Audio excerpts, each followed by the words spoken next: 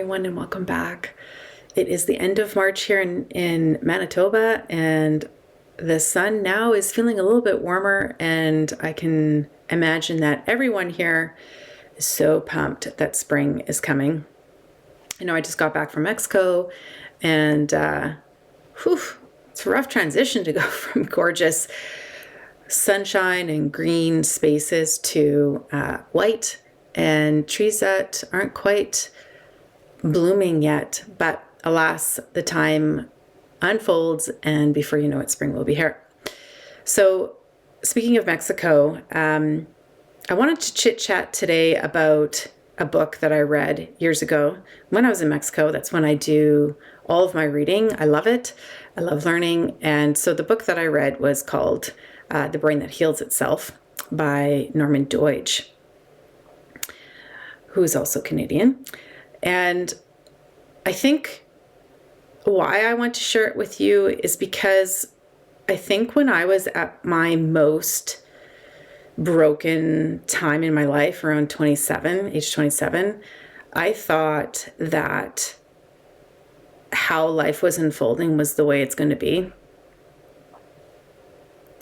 And I was just going to have to get used to it. Like, I felt like what I was struggling with was my life sentence. And like, I didn't hear Peter Levine at that point telling me that trauma doesn't have to be a life sentence. And with appropriate support, we can work our way through it and maybe even thrive in our life.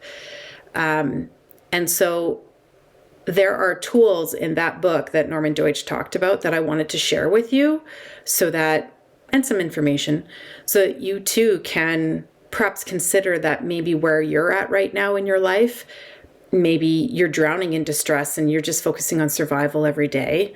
Or maybe you've plateaued and life is good, but you know you could do better, and you're looking for that next edge to level up, so to speak, in your performance, either at work or, I don't know, in the arena, on the court, in the studio, wherever your life is unfolding.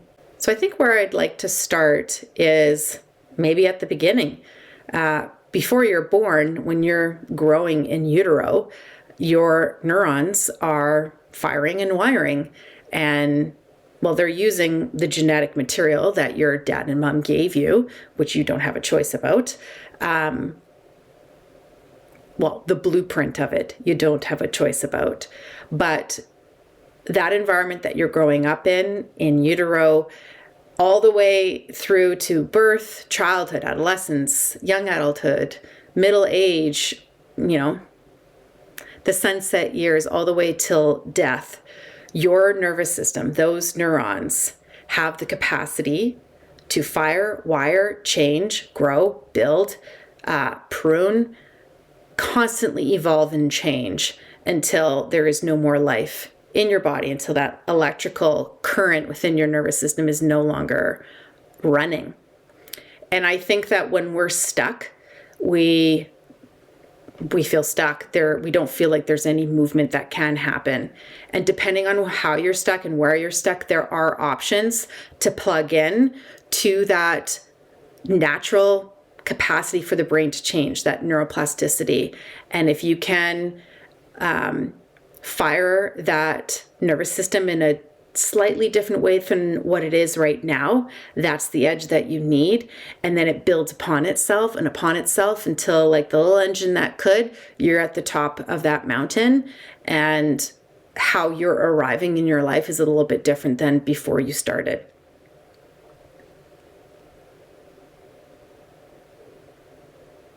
So I mentioned that, when we're born, yes, we have our genetic blueprint, 50% from our mom, 50% from our dad for each gene. And while we can't change that because we're born with it, there is something called epigenetics, where with our lifestyle, the things that we choose and the things that we don't, but how we respond to the things in our lives, our lifestyle, how we eat, how we sleep, what we eat, how we move, if we don't move, all these things that everybody knows about the different dimensions of wellness, they do impact our nervous system and thus how those genes are expressed. So epigenetics is when I learned about this too, it's like, oh, thank you. I do have a choice. There are things that I can do to shift and change and to harness that neuroplasticity that's inherent within all of us. And so just like turning on a light switch or turning off a light switch, the choices that we make in our life can express the genetic blueprint or not. And wow, isn't that fantastic that we have that choice, we have that power, we have that agency. Trouble is, if we're stuck, it's not like we have momentum that's easily accessible to start making those changes. And so I'm hoping to share in this podcast some of the things that we can do with minimal effort to a little bit more effort to change how our brain is firing and thus healing itself so that we can accomplish those goals either on the court, at work, within our relationships, or with even sensations within our own body.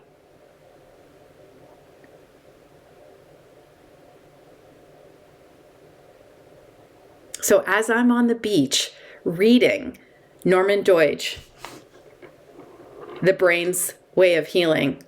Did I say that? Oh, he also wrote The Brain That Changes Itself. The one I'm talking about today is The Brain's Way of Healing. As I'm reading, I'm learning. And as I'm learning, I'm firing new neural connections. As I wake up in the morning and stub my toe, I have a choice point there. Do I want to fire the neural network that's that negativity bias? Like, that's just so easy for all of us. Like, oh, great, I'm going to have a horrible day. I didn't sleep well. Here we go again. It's going to fire that neural network. No new learning has taken place. It's just firing the same thing. Or I can press pause. I can sit back down in bed, close my eyes again, maybe take a couple of deep breaths, do the alternate nostril breathing, which is my favorite, which I've talked about in another podcast, and then throw the covers off, roll out of bed, step out again, and tell myself that I'm choosing how I want to respond to my world today, and I fire that neural network of agency and empowerment, and I've just fired a different neural network. And the more times I do that, it just builds upon itself so that if I roll out of bed another time, months down the road, and I've been actively trying to notice how I'm responding, checking myself, asking how I want to respond, and then redoing that moment, I don't really have to put a lot of mental effort into it because now that more positive neural network is going to fire when I reach adversity versus the negativity bias network that loves to fire easily because that's how it protects ourselves. So that's one way of dealing with neuroplasticity and changing the way we approach our world. It's taxing though. Like, you have to have the thought to try and roll back into bed and take a deep breath and then reevaluate and choose a more positive framework of language. But sometimes, it can be a little bit easier than that. For instance, or passive, I want to say, rather than easier, because it's also not very easy. But I have this, I got this on Amazon. I used to have one that I really loved. I can't remember the brand name of it, but I had purchased it at London Drugs. I almost want to say 15 to 20 years ago. But that lamp, I have it in the corner. I'm also in my bedroom. Very happy that I'm getting in an office soon, so the background will change. But that, I can set it for a certain time in the morning to be at its maximum brightness that I choose, by the way. And I choose 30 minutes for it to slowly rise or increase in brightness. And so even though I wear an eye mask when I sleep and earplugs, because I have to tune out the sensory stimulus in my environment to relax and sleep, my optic nerve starts to register that light. And then my nervous system, that my senses notice that light energy registers to my brain, and my brain starts firing those motor neurons to start activating my day, so that by the time my alarm rings on my phone, which is a soft melodic sound, I actually feel awake, because my brain has slowly been revving the engine and warming the car up like we do here in Manitoba when it's really cold in the winter. And I tell you, that is so much easier of a way to get up in the morning. But of course, that's a new pattern. You still have to fire this new neural network of getting used to getting bed at an earlier time, or, if it's dark when you wake up and dark when you go to bed, or even when you get home from work, this will come in handy, because the energy from the light that your brain is registering sends more firings through your nervous system. And that is what activates that neuroplasticity within you. So if you don't want to wake up that way, or if you also want to have one of these at work, it was pretty affordable, while you're eating lunch or on a call at your desk, you can turn that light on. And so for 10, 15 minutes, even if you're having coffee, that 10,000 lux is stimulating that optic nerve and firing that nervous system that's connected to your central nervous, that neural pathway that's connected to your central nervous system and your peripheral nervous system, and impacts all aspects of your body and thus your day. So light therapy is one of the things that Norman Doidge talks about, in addition to, supporting seasonal affective disorder, which a lot of people struggle with in North America, and I'm sure South America too, and all around the globe, because we all experience, depending on where we are on the planet, the varying the daylight hours. But he also had spoken about infrared and the healing capacity of light to reduce inflammation and heal soft tissues. And I remember going to see a physiotherapist who offered this when I think actually when I hurt my shoulder doing bilateral movements for clients using EMDR, and was it helpful. And it speeds up the healing process. And so if someone's struggling with chronic pain, he also talks about MS, chronic pain in this book, harnessing the energy of these different forms activates your nervous system in a different way, and kickstarts that healing process, that innate healing process from that within, to change how your brain is firing. Again, we have to choose to set these things up in our life to fire that neuron in a different way, to activate the brain to respond in a different way. But I tell you, it's game changing when we think about that stuck point that I was at, that I thought that how I was living was going to be forever. It doesn't have to be a light sentence. There are options. And so light therapy is one, harnessing the energy within light to change the way our brain is firing. So the other modality that Norman Doidge talked about that resonated with me in his book is neurofeedback. And so years ago, I purchased, I've actually done 3 different types of neurofeedback. The technology is continuing to advance. And so this is the second kind that I went to. And so I purchased this. It's a band that I wear. My camera's reversed. And it has metal that sits at different points on my brain that have bundles of nerves, I want to say. And I listen to a program that sends out sounds that my brain hears. And so those sensory neurons receive the information, my brain registers it, and then sends out a response signal, which the software then hears and then sends out another signal that I hear, brain registers and responds to. So this is like going to the gym for your brain to create a little bit more flexibility in how the neurons respond to stress, to adapt, which is, well, hey, what life is all about. So, when we are stuck in trauma or really distressed and stressed in our life, our flexibility, our resilience is challenged, and often it's quite small.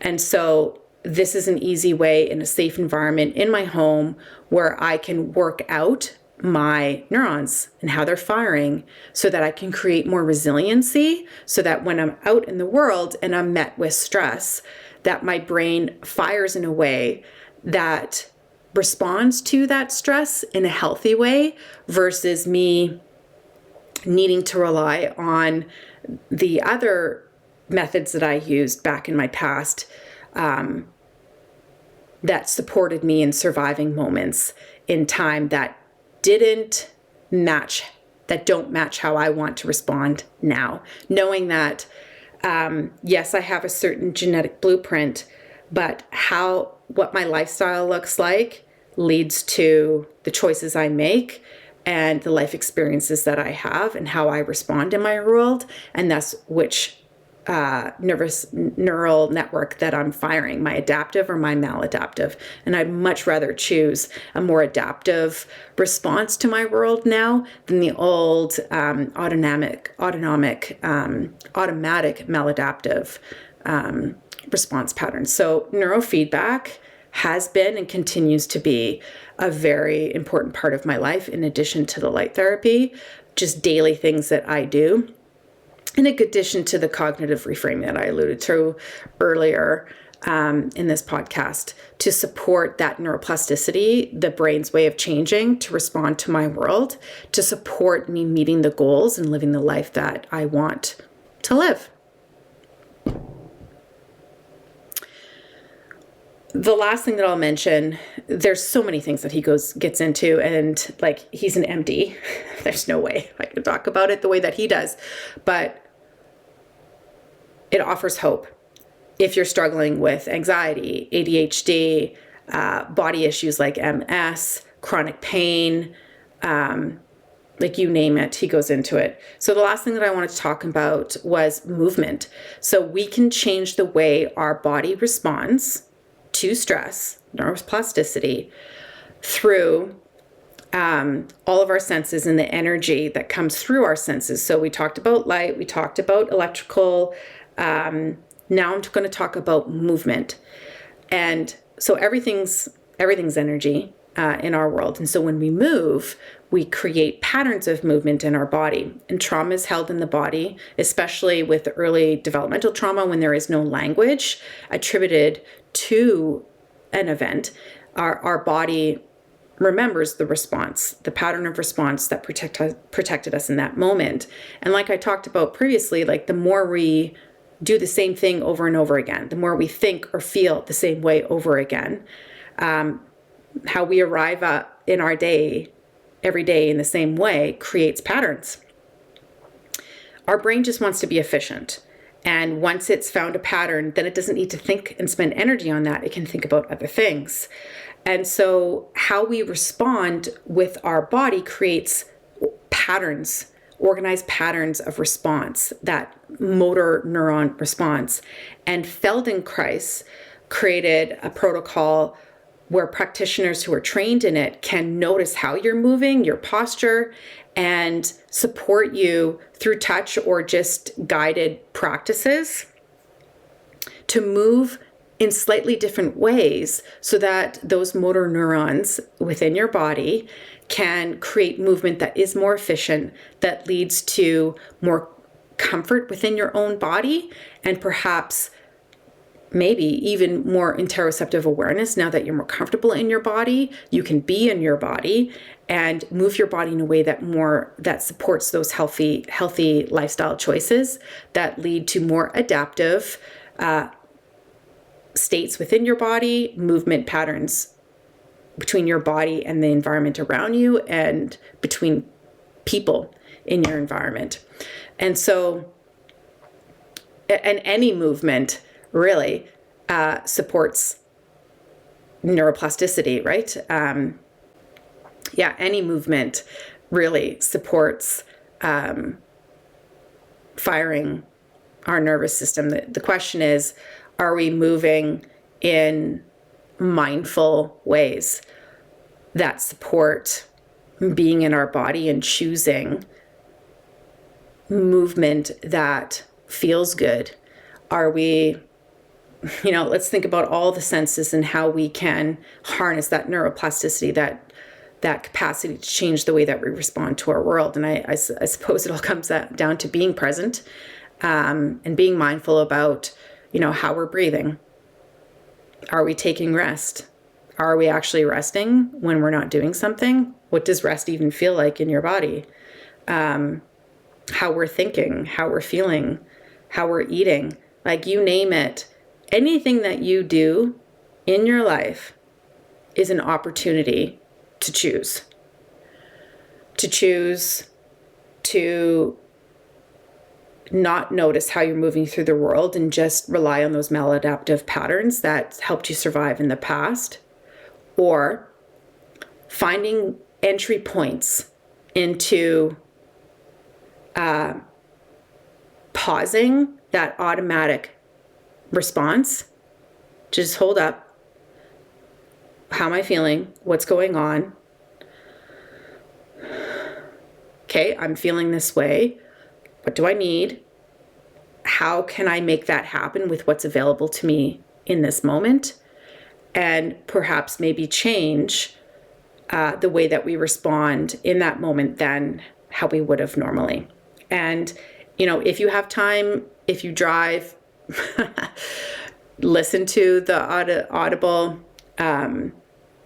or while you're doing dishes, whatever, and perhaps consider finding entry points that work for you. If it's taking medication, to just pause those automatic maladaptive patterns so that you can have the space to look at Amazon to find an SAD lamp, or to actually listen to a book, or to take a moment to pause and find breath, or go outside, take a walk, look at the green trees, be mindful in the movements that you're making.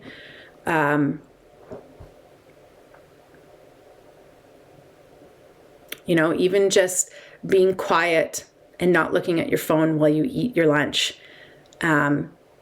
You're asking your body to fire its awareness of that moment, that neural network, that either strengthens a new way of responding or not.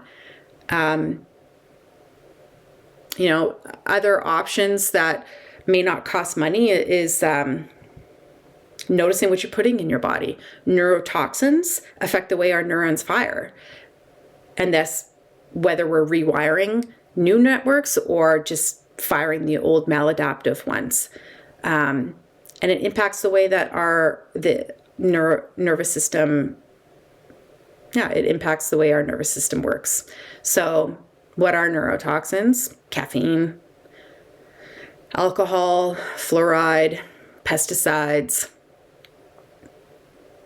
all those chemical man-made substances that are not natural and that our body doesn't know how to protect itself from. And they damage that innate natural healing process that our body has within us. And so I love learning, I love reading, and Norman Doidge's The Brain's Way of Healing was very inspiring to me. Not only because I love science and understanding why things are the way that they are, so then I feel less like there's something wrong with me, but it gives me hope that there are tangible things that I can do, that choice by choice, day by day, I can change the way my body naturally responds to a situation by harnessing its ability to change and become more adaptive and resilient to how my world is unfolding, so that I know that I'm arriving with agency, so that my life is unfolding in an authentic, joyful, empowered way that allows me to live the life that I want. So I hope this chit chat has been of benefit to you. If it has, feel free to subscribe, share it with a friend, visit my website, that has some more information and free training, or wellness videos that you can subscribe to do some of these practices on your own for an affordable price with me that perhaps feels comfortable and safe to venture through. Let's face it, when you're growing and pruning that those maladaptive neural networks, it can be scary and difficult, and it's nice to do it with someone that you feel comfortable with. So wish you all well, and I'll see you, or you'll hear me on the next podcast. Take care. Thanks for tuning in to another episode of Journey with Julie. If you have a question, topic, or story that you'd love to share, I'd love to hear from you. Please visit my website and leave me a note. And I'll see you next Tuesday, where we'll hear more about how to shift your life from surviving to thriving.